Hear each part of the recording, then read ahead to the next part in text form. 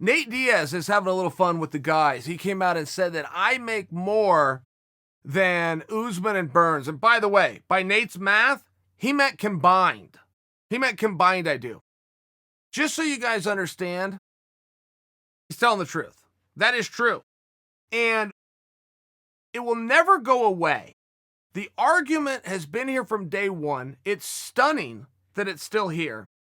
But it will never go away that I am better and therefore I should be paid more. You will always have somebody that comes in and goes, but you said I'm the greatest of all time. Or I've won my last 10 fights and he's 3-3, whatever it is. They will always do two things. One, think they should be paid based on resume. And two, they will compare themselves to somebody else. Those arguments have never worked. You will never be respected bringing those arguments into a boardroom, ever.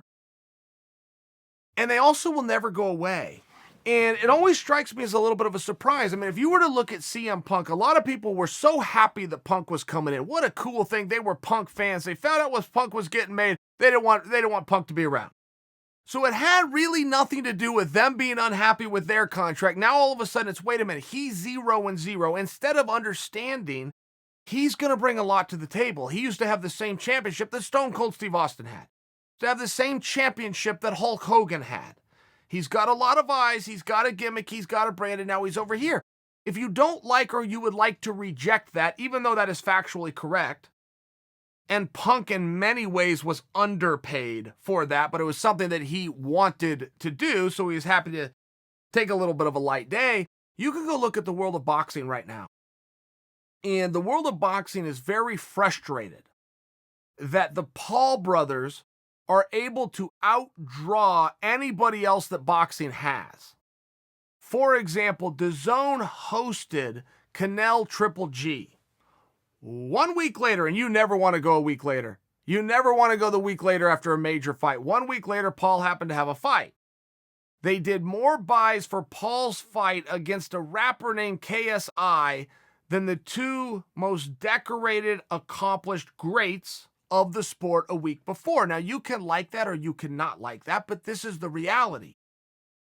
Many things lie, numbers don't lie. When Canelo and Triple G weighed in, it was a very big deal. They were not at fire marshal capacity. When Logan and KSI weighed in, they were. When Triple G and Canelo fought, completely sold out T-Mobile Arena.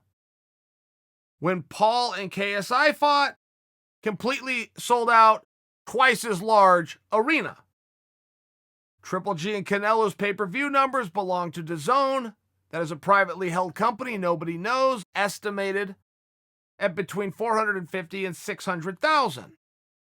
Paul fought KSI 1 week later, also on DAZN, private company, nobody knows, estimated at 700 to 900,000.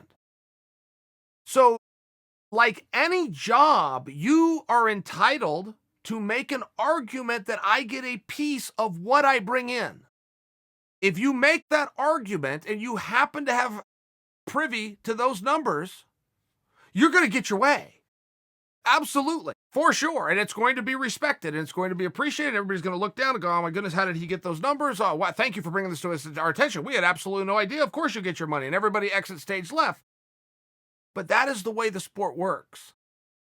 And I've seen Dana have to talk about this and hand the keys to the kingdom to anybody that's willing to listen. And he used himself as an example. He wanted to be a boxer. He worked his ass off at boxing. He would fight anybody at boxing. He'd work with promoters. He'd make weight. He'd do everything right. And he said, I didn't make it because I wasn't good enough. And he said, anybody in this sport who doesn't make it, and he said, let me just tell you right now, if you have a dream of doing this, I've never seen in my life a harder place to make a living than the fight game. But if you don't make a living in the fight game, I can also tell you why. And it's one of two reasons.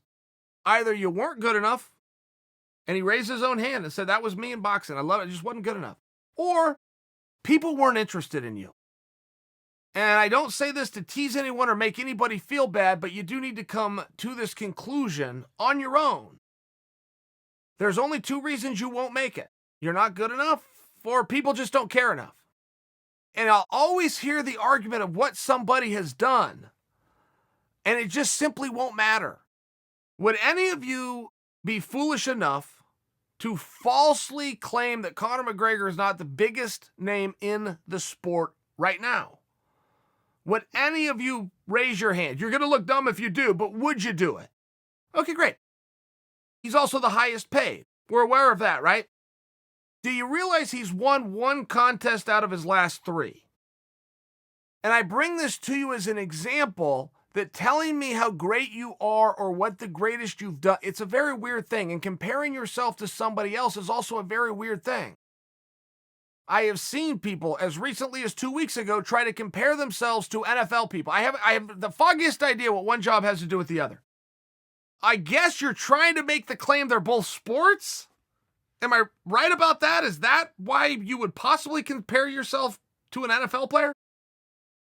I can remember back in the day when the Huntington Beach Dum Dum compared himself to Roy Jones Jr. because he was the light heavyweight champion and Roy was the light heavyweight champion.